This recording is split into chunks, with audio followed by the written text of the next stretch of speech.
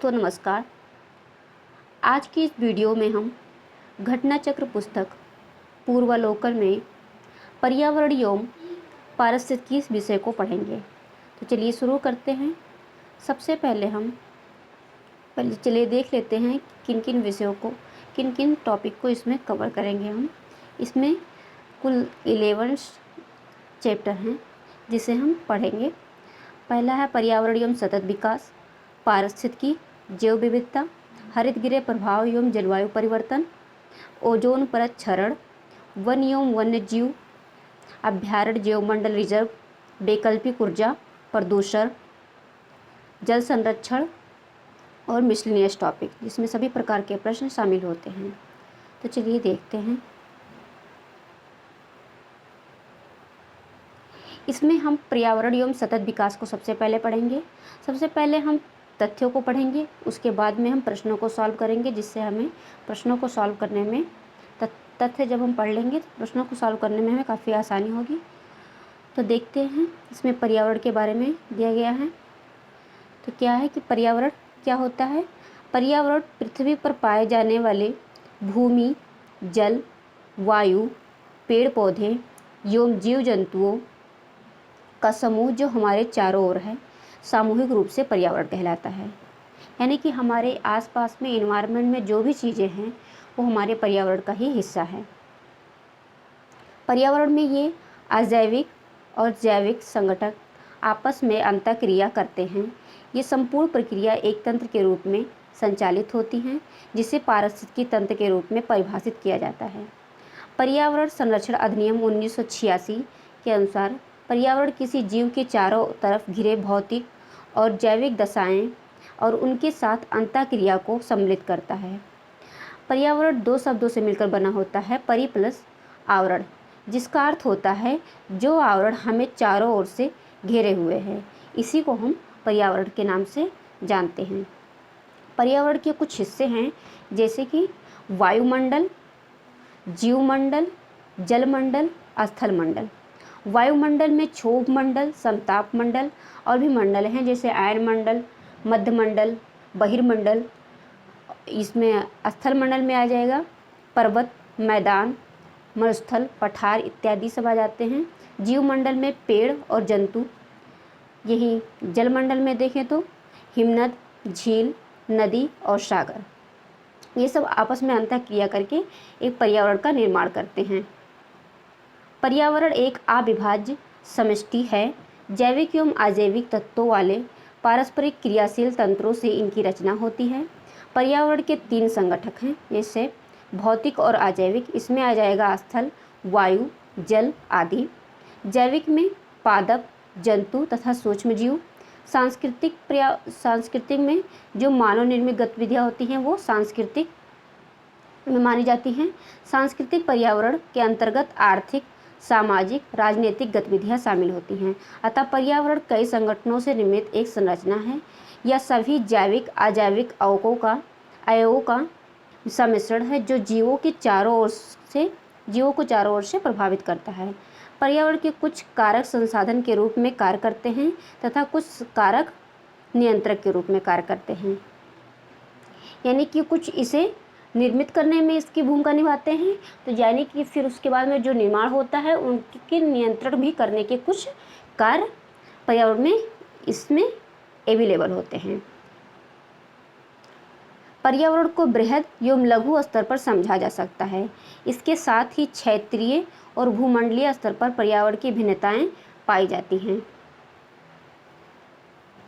इसके बाद में कुछ पर्यावरण के हिस्से को, जैसे अभी बताया गया है कि लघु और बृहद हिस्से पर, और इसके कारक क्या हैं, संगठक क्या हैं, तो इनको भी देख लेते हैं। जैसे कि स्तर की बात करें तो पर्यावरण का जो लघु स्तर होता है वो जीवाणु के पर्यावरण का अध्ययन लघु कहलाता है, और बृहद में हम वृक्ष आदि के पर्यावरण को अध्ययन करते हैं तो बृहद स्तर पर हो जाता है। कारकों में संसाधन और नियंत्रक के रूप में अभी देखा था। पर्यावरण में जो विभिन्नताएं पाई जाती हैं उनके कारण क्या हैं? जलवायु परिवर्तन, मृदा प्रकार और स्थलाकृतियाँ। जिस तरह से वहाँ का जलवायु होगा, जिस तरह से वहाँ की मिट्टियाँ होंगी और स्थलाकृतियाँ होंगी, उसी तरह से वहाँ पर भिन्न भिन्न तरीके के पर्यावरण पाए जाएंगे। संगठकों में भौतिक, जैविक और ऊर्जा। भौतिक में स्थल, वायु, जल। जैविक में पादप, मनुष्य, जंतु और सूक्ष्मजीव। और ऊर्जा में क्या आ जाएगा, जैसे सौर ऊर्जा और भूतापीय ऊर्जा। ये सब ऊर्जा के क्षेत्र में पर्यावरण को निर्मित करते हैं। अब हम क्वेश्चन को देखते हैं। ये यूपीपीसीएस प्री के 2006 में पूछा गया था कि पर्यावरण से अभिप्राय क्या है। तो पहला ऑप्शन है भूमि, जल, वायु, पौधे एवं जंतुओं की प्राकृतिक दुनिया जो इसके चारों ओर अस्तित्व में है वो पर्यावरण कहलाती है। या फिर उन संपूर्ण दशाओं का योग जो व्यक्ति को एक समय बिंदु से घेरे हुए हैं, ये नहीं होगा। इसमें एक जो समय बिंदु से है यानी कि संपूर्ण दशाएं दी हुई हैं, तो ये भी हो जाएगा। भौतिक, जैवीय, सांस्कृतिक तत्वों की अंतःक्रियात्मक व्यवस्था जो अंतः स्थापित होते हैं, अंतः संबंधित होते हैं, ये भी पर्यावरण का हिस्सा है। इस तरह उपर्युक्त सभी पर्यावरण के हिस्से हो जाएंगे। सॉरी, मैंने गलती से बोल दिया इस तरह से ऑप्शन को। उसके बाद में हम जान लेते हैं इसकी परिभाषा भी कि पृथ्वी पर पाए जाने वाले भूमि, जल, वायु, पेड़ पौधे एवं जीव जंतुओं का समूह जो हमारे चारों ओर है सामूहिक रूप से पर्यावरण कहलाता है। अभी देखा था जैविक और अजैविक संगठन भी इसमें मिले होते हैं और संपूर्ण प्रक्रिया को ये संचालित करते हैं। इसी तरह से पर्यावरण संरक्षण अधिनियम 1986 से याद रखिएगा, अभी आगे क्वेश्चन में भी पूछा जाएगा। किसी जीव के चारों ओर घिरे भौतिक और जैविक दशाएं के साथ अंतःक्रिया करके ये पर्यावरण को निर्मित करते हैं। पर्यावरण किससे बनता है? तो पर्यावरण में जैविक पदार्थ भी होते हैं, अजैविक भी होते हैं और भूमि आकृतिक घटक भी होते हैं। तो इस तरह से इसमें भी उपर्युक्त सभी सही हो जाएगा, यानी कि ऑप्शन डी। अभी ये वाला देखा था भाग, उसमें लिखा हुआ था कि ये अविभाज्य है और जैविक तत्व इसमें मिले होते हैं और ये सब पारस्परिक क्रियाशील भी रहते हैं परस्पर रूप से। जैविक, अजैविक, भौतिक और भू आकृतिक घटक भी शामिल होते हैं। इस तरह ऑप्शन डी करेक्ट हो जाएगा। तीसरा नंबर क्वेश्चन, सामान्यतः पर्यावरण को निम्न प्रकार से वर्गीकृत किया जा सकता है। किसमें? परिचालन। इसमें क्वेश्चन में है कि सामान्यतः पर्यावरण को निम्न प्रकार से वर्गीकृत किया जाता है, निम्नलिखित में से कौन सा इस वर्गीकरण का अंश नहीं है? तो परिचालन पर्यावरण, भौतिक पर्यावरण, सांस्कृतिक पर्यावरण और जैविक पर्यावरण। तो अभी हमने देखा था कि भौतिक पर्यावरण, जैविकीय और सांस्कृतिक, ये तीनों पर्यावरण के हिस्से हैं। परिचालन पर्यावरण ये पर्यावरण का हिस्सा नहीं है। तो ये इस तरह राइट ऑप्शन हो जाएगा ए, क्योंकि इसमें पूछा गया है कि नहीं है, तो राइट ऑप्शन ए हो जाएगा। आप देख सकते हैं ये सारे प्रीवियस क्वेश्चन ही हैं जो एग्जाम में पूछे गए हैं। उसके बाद में हम धारणीय विकास यानी कि सस्टेनेबल डेवलपमेंट के बारे में पढ़ेंगे। सस्टेनेबल डेवलपमेंट के बारे में बेसिकली ये होता है कि जो भी हमारे पास संसाधन पहले से मौजूद हैं उनको हम इस तरह से उपयोग करें कि यानी कि जो हमारे आने वाली पीढ़ियां हैं, जो भी भविष्य में विकसित होगा, जो इस समय हम जो विकास कर रहे हैं वो भावी पीढ़ियों को किसी तरीके से नुकसान ना पहुंचाए या फिर उनके लिए हानिकारक ना हो। तो इस तरह से हम अपने संसाधनों का अच्छे से उपयोग करें। तो धारणीय विकास, अब इसको हम परिभाषा के तहत भी देख लेते हैं। धारणीय विकास की वह अवधारणा है जिसके तहत वर्तमान की आवश्यकताओं के साथ साथ भविष्य की आवश्यकताओं को भी ध्यान में रखा जाता है। यानी कि धारणीय विकास प्राकृतिक संसाधनों के उपयोग के संदर्भ में अंतर पीढ़ीगत संवेदनशीलता का विषय है। यही अभी हमने बताया कि जो पीढ़ियां आने वाली हैं या फिर जो भविष्य में होगा उनके लिए हम संसाधनों का सही तरीके से उपयोग करें। उनके लिए धारणीय विकास का मुख्य उद्देश्य होता है पृथ्वी के प्राकृतिक संसाधनों को न्याय संगत उपयोग, उनका संरक्षण, उचित प्रबंधन करना। इस तरह से इसकी व्याख्या 1987 में world commissions on environment and development यानी कि WCED के रिपोर्ट में आवर कॉमन फ्यूचर में की गई थी और 1992 में आयोजित पृथ्वी सम्मेलन में घोषित एजेंडा रियो घोषणा में इसके पूर्ण समर्थन में व्यक्त किया गया था। इसके साथ ही वर्ष 2002 में जोहान्सबर्ग में आयोजित सम्मेलन का मुद्दा सतत विकास ही था। इसमें 3 रिपोर्ट के बारे में चर्चा की गई है। 1987 में जिसका तथ्य था आवर कॉमन फ्यूचर, और 1992 में जो पृथ्वी सम्मेलन आयोजित हुआ था उसमें एजेंडा 21 को घोषित किया गया था। उसके बाद में फिर हुआ था 202 में जो सम्मेलन हुआ था जोहान्सबर्ग में, इसमें इसका मुद्दा था सतत विकास का। इस तरह से 3 रिपोर्ट हमने देख लिए। चौथा है world commission on environment and development WECD, वही अभी जो ऊपर दिया गया है। वर्ष 1987 में प्रकाशित रिपोर्ट आवर कॉमन फ्यूचर, जिसे ब्रटलैंड रिपोर्ट, ये बहुत महत्वपूर्ण रिपोर्ट है, ये कई बार एग्जाम में पूछा जाता है। ब्रटलैंड रिपोर्ट में क्या कहा गया है, इसे आवर कॉमन फ्यूचर को ब्रटलैंड रिपोर्ट के नाम से भी जानते हैं। जिसमें क्या है, इसमें भी बताया गया है विकास के बारे में, जो सतत विकास है इसमें बताया गया था कि भावी पीढ़ियों की ज़रूरतों को पूरी करने की योग्यता को प्रभावित किए बिना वर्तमान समय की आवश्यकता पूरी करें। इसका तात्पर्य है मानव समाज का सतत भविष्य तभी सुनिश्चित हो सकता है जबकि आर्थिक गतिविधियां और मानव कल्याण के समर्थन हेतु आवश्यक है। इसके बाद में ये टिकाऊ यानी कि जो सतत हों, टिकाऊ हों, उसके विकास के लिए जो आवश्यक सूचनाएं दी गई हैं, इसमें पर्यावरण से संबंधित हैं और मनुष्य क्रियाकलापों से संबंधित सूचनाएं दी गई हैं। तो पर्यावरण से संबंधित सूचनाओं में आ जाएगा जैविक अधिवास से संबंधित सूचनाएं, प्राकृतिक संसाधन से संबंधित पर्यावरण के आधारभूत कारकों के संदर्भ में वर्तमान पर्यावरण की स्थिति के बारे में, और मनुष्य की गतिविधियां जो होती हैं उसमें जनसंख्या वृद्धि, जनसंख्या का आकार, विभिन्न संसाधन एवं खाद्य उपलब्धता, गैर अनिवार्य संरचनात्मक सुविधाएं, औसत जीवन स्तर, प्रति व्यक्ति आय और तकनीकी स्तर। इस तरह से ये सभी सूचनाएं जो टिकाऊ विकास हेतु आवश्यक सूचनाएं मानी जाती हैं। इसमें क्या है फिर सुदूर संवेदन तकनीकी, सांख्यिकी विधि, भौगोलिक सूचना तंत्र, युवा पर्यावरण सूचना तंत्र इत्यादि तरीकों से प्राप्त होती हैं। ये सूचनाएं कहाँ से प्राप्त होती हैं?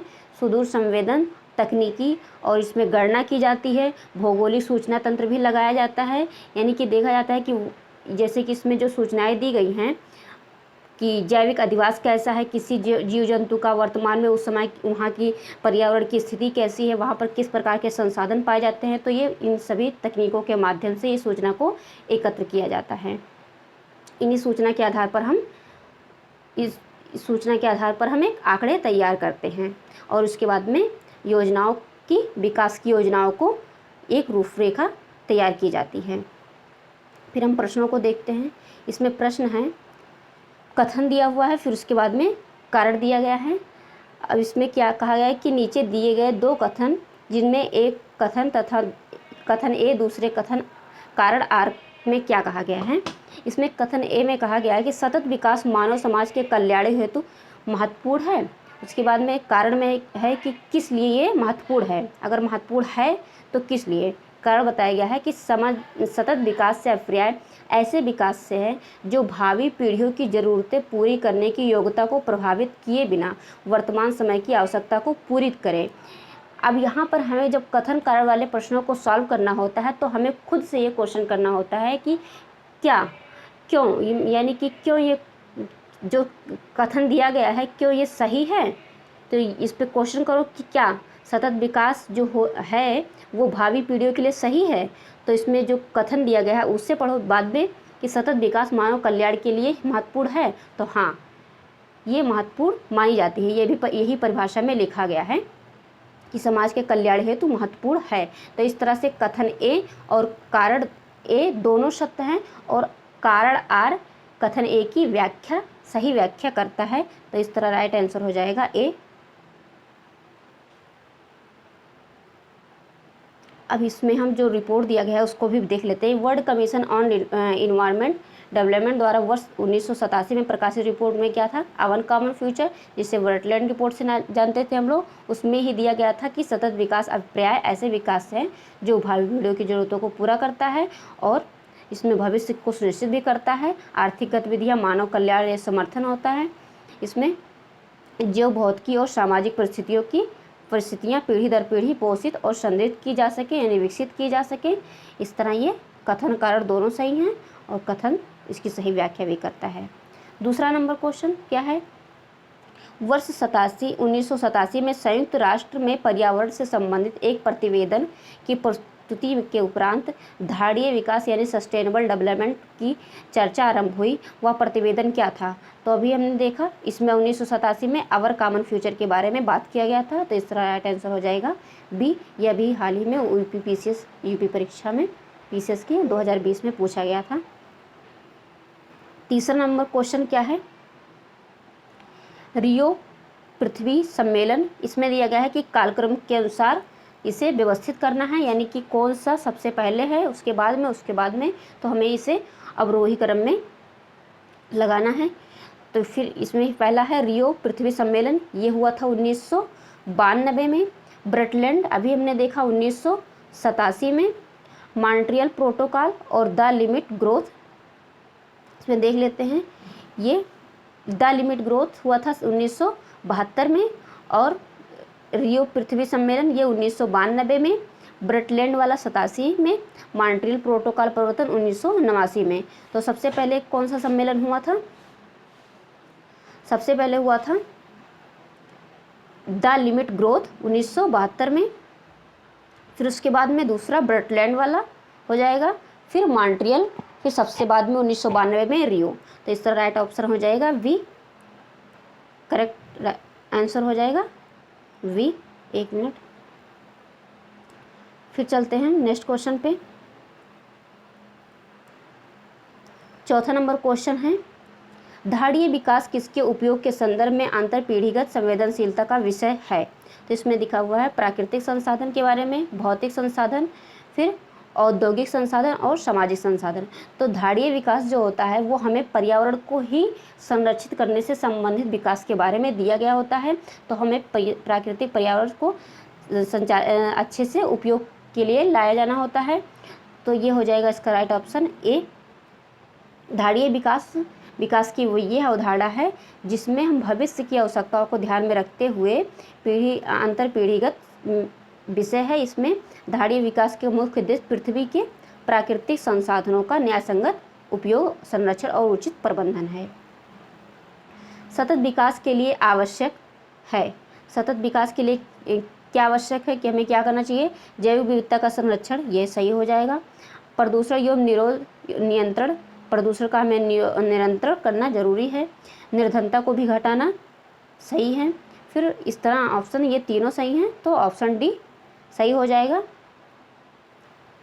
इसमें भी ये इसका आंसर दिया हुआ, तो बाकी हमने पढ़ लिया था, तो ये इसे पढ़ने की ज़रूरत नहीं है अभी। फिर उसके बाद में अब हम कार्बन चक्र और जल चक्र के बारे में देखेंगे, किस तरह से पृथ्वी पर जो कार्बन है और जल है इसका किस तरह से क्रमानुसार इसका चक्र चलता रहता है, जिससे पर्यावरण संतुलन बना रहता है। तो क्या है कार्बन चक्र?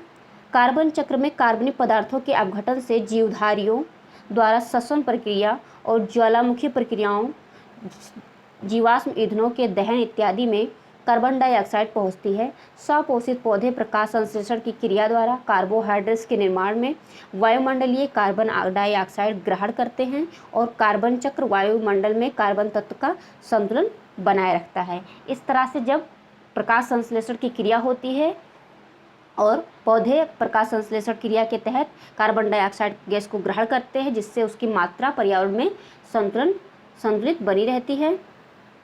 अब ये फिगर के थ्रू देख लेते हैं कि जैसे कि सबसे ज़्यादा मात्रा में कार्बनिक यौगिक अपने पृथ्वी पर उपस्थित हैं। तो कार्बनिक यौगिक किस किस रूप में उपस्थित हैं?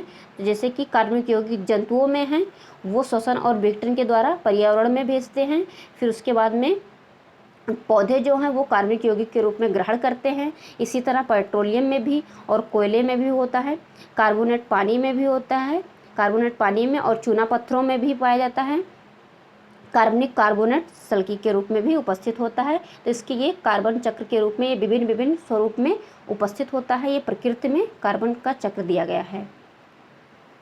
फिर हम थोड़ा सा देख लेते हैं कि कार्बन की उपस्थिति कहाँ पर होती है। कार्बन पृथ्वी पर बहुत सारी अवस्थाओं में पाया जाता है। मूल रूप में ग्रेफाइट और हीरा में पाया जाता है। यौगिक के रूप में वायुमंडल या वायुमंडल के कार्बन डाइऑक्साइड के रूप में होता है। यौगिक कैसे बनता है? दो या दो से अधिक मिलकर तत्व से यौगिक का निर्माण होता है। जिस तरह से कार्बन और ऑक्सीजन मिलकर कार्बन डाइऑक्साइड गैस यौगिक का निर्माण करते हैं। वायुमंडल में यौगिकों के रूप में कार्बन डाइऑक्साइड के रूप में उपस्थित होता है। कार्बोनेट और हाइड्रोजन कार्बोनेट के रूप में पाया जाता है। विभिन्न प्रकार के खनिजों में भी कार्बन पाया जाता है। जल की तरह कार्बन का भी विभिन्न भौतिक एवं जैविक क्रियाओं द्वारा पुनर्चक्रण होता है, जिस तरह से जल का भी होता है। अभी हम जल का भी देखेंगे, जल चक्र भी कैसे चलता है। जल चक्र में सौर विकिरण की सबसे महत्वपूर्ण भूमिका होती है। यानी कि जल चक्र जो होता है, अभी हम देख लेते हैं, इसको अच्छे से समझेंगे। जल चक्र जो होता है कि वो वाष्प के रूप में वाष्पित होता है, चाहे इससे वर्षा की बूंदों में और झीलों में इस तरह से जल चक्र भी चलता रहता है। इसमें महत्वपूर्ण भूमिका किसकी होती है? सौर के विकिरण की, सौर ऊर्जा की। इस तरह से सौर विकिरण जल चक्र को चालित करता है और जल का वाष्पीकरण करता है। वायुमंडल में नमी वर्षा की मात्रा निर्धारित करता है। सभी प्रकार की वर्षा की मात्रा, बूंदाबांदी, बर्फबारी, वर्षा इत्यादि वायुमंडल में नमी की मात्रा में बढ़ोतरी बढ़ जाती है, नमी की मात्रा में बढ़ोतरी हो जाती है। और सौर विकिरण द्वारा बर्फ में जल में द्रवीकरण हो जाता है। जल चक्र हाइड्रोस्फीयर में जल की विभिन्न गतिविधियों को दर्शाता है। प्रकृति में जल चक्र को निम्न प्रकार से हम प्रदर्शित करते हैं। अभी हमने देखा था कार्बन चक्र को, अब जल चक्र को भी देख लेते हैं। जैसे सबसे पहले क्या होता है, पर्वत और पठारों से जो नदियों से पर्वत और पठारों से नदियाँ होकर बहती हैं, उसके बाद में समुद्र में जाती हैं। समुद्र का जल सूर्य की ऊर्जा से वाष्पीकृत होता है और वाष्पीकृत होके बादल बनता है, फिर संघनित होके बादल बनता है। उसके बाद में संघनन के पश्चात में जब इसका तापमान कम हो जाता है तो वर्षा के बूंदों के रूप में ये ओले और बारिश के रूप में नीचे आते हैं। और इसी तरीके से संघनन के रूप में वाष्पोत्सर्जन से पेड़ पौधे भी जल को ग्रहण करते हैं और कुछ जल जो भूमि में चले जाते हैं तो इसका भूमिगत जल भी हो जाता है और जल का इस तरह अंतःस्राव भी हो जाता है। इस तरह ये संपूर्ण प्रक्रिया ये जल चक्र कहलाती है। हमने देख लिया पूरे अच्छे तरीके से, एक बार फिर से देख लेते हैं कैसे होता है। सबसे पहले पर्वत और पठार से नदियाँ बहती हैं, फिर वो समुद्र में जाती हैं। समुद्र के पानी को सूर्य द्वारा, जो सूर्य का प्रकाश होता है उसके द्वारा इसको वाष्पीकृत किया जाता है, फिर वो संघनित होकर वो ऊपर उठती हैं। फिर ये संघनित जल में जब इसका तापमान कम हो जाता है तो ये वर्षा के बूंदों के रूप में नीचे आती हैं और ओले के रूप में बूंदों के रूप में या बारिश के रूप में नीचे ज़मीन पर आती हैं। तो इस तरह से फिर ये नदियों में चली जाती है, फिर इसका समुद्र में स्थानांतरण होता है और कुछ जो जल होता है वो भूमि में रिसाव के तहत चला जाता है, वो भूमिगत जल हो जाता है। तो इस तरह से विभिन्न अवस्थाओं में भी जल का वितरण हो जाता है। फिर आगे देखते हैं, इसमें दिया गया है फिर कि जल चक्र है वो पौधों की वृद्धि में भी सहायक है। ये सब हम सभी जानते हैं। पौधे भूमि में प्रत्यारोपित किए जाते हैं, यानी कि पौधे लगाए जाते हैं भूमि में और भूमि में उपस्थित उनके मूल रोमों द्वारा वह जल को अवशोषण करते हैं। और सामान्यतः पौधों में अधिकांश मूल रोम प्रत्यारोपण के कारण ही नष्ट हो जाते हैं। जब उनको लगाते हैं तो कुछ मूल रोम उनके हट जाते हैं या फिर खराब हो जाते हैं। कई प्रत्यारोपित पौधों में वृद्धि नहीं होती है। इसका कारण क्या है कि मूल रोम मृदा में उपस्थित मृदा विलयन के संपर्क में रहते हैं और मूल रोमों के द्वारा ही पौधों में जल का अवशोषण होता है। मूल की कोशा भित्ति मुख्यतः सेलुलोज की बनी होती हैं। इसके साथ इसमें कुछ पैक्टिन भी पाया जाता है। पैक्टिन के कारण ही मूल रोम मृदा से चिपके रहते हैं। मूल रोमों की कोशिका भित्ति पारगम होती है, यानी कि पेरिम्बल मेम्ब्रेन की तरह कार्य करती है। अब इसको भी देख लेते हैं। इसमें जल का अवशोषण कैसे होता है। अगर कम प्रासरण दाब लगेगा और इस कम सांद्रता होगी तो मृदा जल कैसे जाएगा। इसमें कम सांद्रता और अधिक कम परासरण दाब जब लगेगा फिर इसका अवशोषण अंतःशोषण होगा। फिर अधिक परासरण दाब और इधर से अधिक सांद्रता होगी तो ये मूल रोम की रिक्तता में जल का अवशोषण नहीं अंतःशोषण होगा। इम्बिबेशन मूल रोम द्वारा मृदा में जल का अंतःशोषण यानी कि कम सांद्रता से अधिक सांद्रता की ओर कैसे जाता है। जब हम कम परासरण दाब और कम सांद्रता लगाएंगे तो इसका अंतःशोषण होगा और अंतःशोषण इस अवस्था में होगा जब मूल रोम में अधिक परासरण दाब और अधिक सांद्रता होगी। फिर आगे देखते हैं। इसके अलावा एक कारण ये भी है कि खेतों में उर्वरकों यानी कि जो फर्टिलाइजर्स होते हैं उसके प्रयोग में यदि शीघ्र ही अधिक जल खेतों की सिंचाई में नहीं होती तो मृदा की विलयन की सांद्रता अधिक हो जाती है। इससे जड़ के मूल रोमों द्वारा जल अवशोषण कठिन हो जाता है। इससे पौधे मुरझा जाते हैं। जल अवशोषण प्राप्त भूमि जल, मृदा तापमान, मृदा विलयन की सांद्रता व मृदा की वायु जैसे कारकों पर निर्भर करता है। इस प्रकार जलमंडल में स्थित जल जल चक्र द्वारा पर्यावरण में अपनी भूमिका विभिन्न प्रकार से निभाता है। साथ साथ वायुमंडल में होने वाली गतिविधियां भी पर्यावरण की मुख्य भूमिका में शामिल होती हैं। अब क्वेश्चन को देख लेते हैं। इसमें पहला क्वेश्चन है कि प्रकाश संश्लेषण। तो प्रकाश संश्लेषण में क्या होता है, फिर इसके बाद में श्वसन, फिर जैव पदार्थों का अपक्षय, ज्वालामुखी क्रियाएं। इनमें क्वेश्चन में है कि कौन सी क्रियाएं पृथ्वी के कार्बन चक्र में कार्बन डाइऑक्साइड जोड़ती हैं। तो कार्बन डाइऑक्साइड में क्या होगा, कार्बन चक्र में कार्बन डाइऑक्साइड को जोड़ती हैं।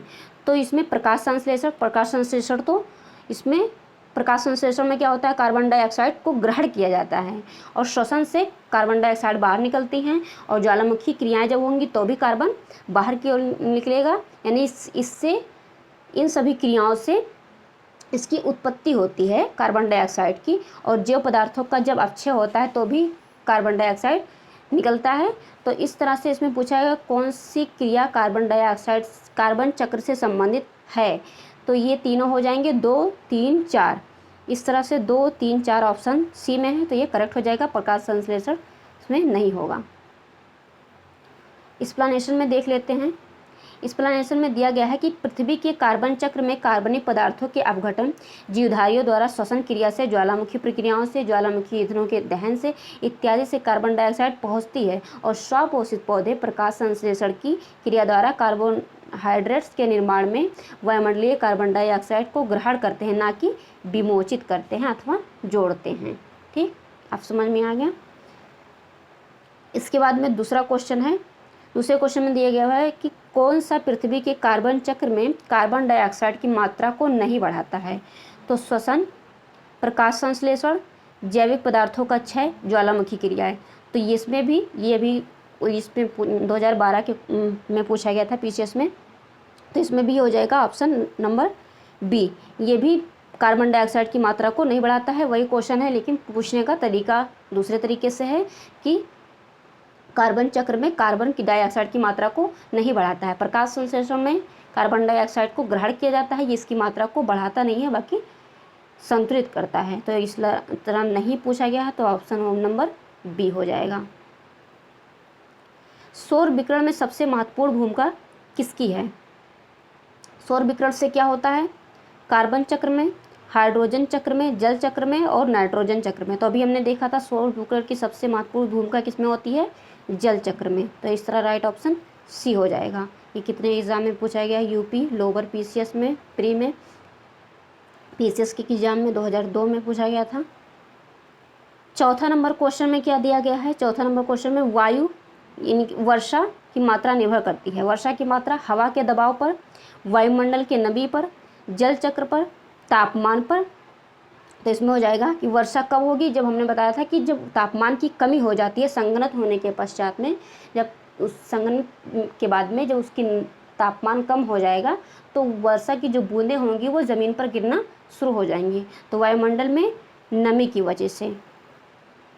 उसके बाद में क्वेश्चन नंबर 5 एक्सप्लेनेशन भी देख लीजिए। वायुमंडल में नमी की मात्रा का निर्धारण करती हैं। वायुमंडल में नमी की मात्रा वर्षा की मात्रा को निर्धारित करती हैं। सभी प्रकार की वर्षा की मात्रा, बूंदाबांदी, बर्फबारी इत्यादि वायुमंडल में नमी की मात्रा में बढ़ोतरी से बढ़ जाती हैं। 5वां नंबर क्वेश्चन, कई प्रत्यारोपित पौधे इसलिए नहीं बढ़ते हैं क्योंकि नई मिट्टी में इष्ट खनिज पदार्थ नहीं रहते। अधिकांश मूलरूप नई मिट्टी में अधिक सख्ती से जकड़ लेते हैं। प्रतिरोपण के दौरान अधिकांश मूलरूप नष्ट हो जाते हैं। प्रतिरोपण के दौरान पत्तियां क्षतिग्रस्त हो जाती हैं। तो कुछ क्यों नहीं बढ़ते हैं, क्योंकि प्रतिरोपण के दौरान ही कुछ मूलरूप नष्ट हो जाते हैं। तो इस तरह राइट ऑप्शन सी हो जाएगा। ये पूछा गया था आईएएस के प्री में 2013 में। फिर उसके बाद में हमें देखना है इसमें वायुमंडल के बारे में। अब हम पढ़ लेते हैं। पहले हम इसके तत्वों को पढ़ते हैं। जैसा कि आप सब जानते हैं, सबसे पहले तत्वों को पढ़ लेते हैं। रासायनिक संगठन के आधार पर पदार्थ को तत्व, यौगिक और मिश्रण के रूप में वर्गीकृत किया जाता है। तत्व पदार्थ का साधारण रूप होता है जिसमें रासायनिक और भौतिक विधियों द्वारा आगे विभाजित नहीं किया जा सकता है। यौगिक एक ऐसा पदार्थ होता है जिसमें दो या दो से अधिक तत्व द्रव्यमान में एक स्थिर अनुपात में संयोजित होते हैं। मिश्रण किससे कहते हैं? मिश्रण में क्या होता है? जिसमें दो या दो से अधिक तत्व या यौगिक किसी भी अनुपात में मिश्रित होते हैं। वायु विभिन्न गैसों का मिश्रण होता है। पृथ्वी के परितः विद्यमान जैसे गैस वायु समूह को वायुमंडल कहते हैं। इसमें नाइट्रोजन, ऑक्सीजन, कार्बन डाइऑक्साइड तथा अन्य गैस पाई जाती हैं। गैसों का यह मिश्रण वायुमंडल में पाया जाता है। सूक्ष्म वायु में घनत्व के अनुसार सर्वाधिक मात्रा नाइट्रोजन की होती है। इसमें विवरण को दिया गया है कि किस किस मात्रा में गैसें वायुमंडल में उपस्थित हैं। तो नाइट्रोजन सबसे अधिक 78%, ऑक्सीजन 20.95, आर्गन हो जाएगा 0.93, कार्बन डाइऑक्साइड 0.0036, नियान में आ जाएगा 0.002। तो ये इतने हमारे इंपॉर्टेंट है, ये बाकी सारे इतने पूछे नहीं जाते हैं, लेकिन क्रम वाइज हम देख लेते हैं। कार्बन डाइऑक्साइड के बाद में नियान की मात्रा होती है, फिर हीलियम की, इसके बाद में क्रिप्टॉन, जीनॉन और हाइड्रोजन। इसके बाद में हम स्वपोषित पेड़ पौधे के बारे में, जैसे कि ऑक्सीजन और कार्बन डाइऑक्साइड का संतुलन कैसे होता है।